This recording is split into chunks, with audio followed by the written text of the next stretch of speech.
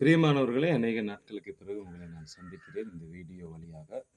ஆ இன்றிலிருந்து நாங்க பார்க்க போகிறோம், இந்த ரோமருக்கு எழுதின நிருபம் 1ஆம் அதிகாரம் 29லிருந்து 32ஆம் வசனம் வரைக்கும், இந்த மரணத்துக்கு ஏதுவான பாவங்களை குறித்து 23 பாவங்களை குறித்து பவுலடியார் சொல்லுகிறார்.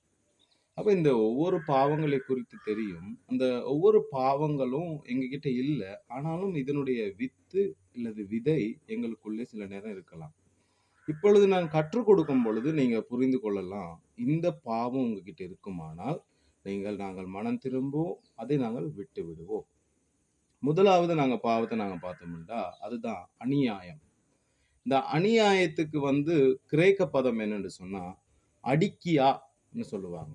அந்த அநியாயம் என்ற வார்த்தையை நாங்க நிறைய நேரங்கள்ல கேட்டிருப்போம் இல்லையா? நிறைய பேர் சில பிரச்சனைகள் செய்யும் பொழுது, சில கஷ்டங்கள கொடுக்கும் பொழுது அநியாயம் செய்றாங்கன்னு சொல்லுவோம்.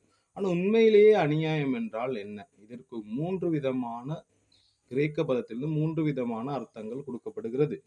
முதலாவது நாங்க பார்த்தோம் என்றால், ஒரு நீதிபதி தன்னுடைய நியாயத்தை மீறுவதுதான் முதலாவது அநியாயம் என்று சொல்லப்படுகிறது. உதாரணத்திற்கு சாமுவேலுடைய 2 பிள்ளைகள் இவங்க என்ன செஞ்சாங்கண்டா, லஞ்சம் வாங்கிட்டு, அதாவது லஞ்சம் குடுக்கிறவங்களுக்கு நேராக தவறான நீதிகளை அவங்க செஞ்சாங்க. அதனால இஸ்ரவேல் ஜனங்கள் ராஜாக்கள் வேணும் என்று கேட்டாங்க. இந்த மாதிரி ஒரு வக்கீலோ அல்லது ஒரு நீதிபதியோ இப்படி லஞ்சம் வாங்கிட்டு அநீதி செஞ்சா இதை சொல்றது அநியாயம் என்று. இரண்டாவது அநீதியுள்ள இருதயம். இரண்டாவது அர்த்தம்.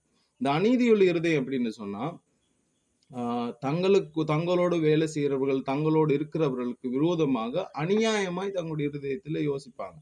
இது அநியாயம் உள்ள இருதயம் என்று சொல்றது.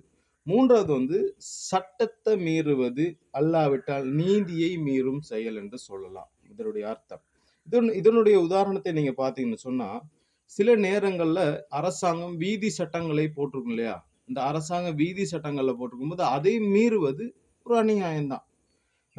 2வது காரியம் நீங்க பாத்தீங்கன்னு சொன்னா, அரசாங்கம் ஒரு சட்டத்தை போட்டிருந்தால், அவங்க என்ன போடுறது, நான் என்ன கேட்கறதுன்ற மாதிரி சட்டத்தை மீறுவது ஒரு அநியாயமான செயல். அதே போல நீங்க வேதாகமத்துல நீங்க பாத்தீங்கன்னு சொன்னா, கிட்டத்தட்ட ஏகப்பட்ட சட்டங்கள் இருக்கு. பழைய ஏற்பாட்டிலையும் சரி, புதிய ஏற்பாட்டிலையும் சரி. ஆனா இந்த மாதிரி சட்டங்கள் மீறுவதும் அநியாயம்தான்.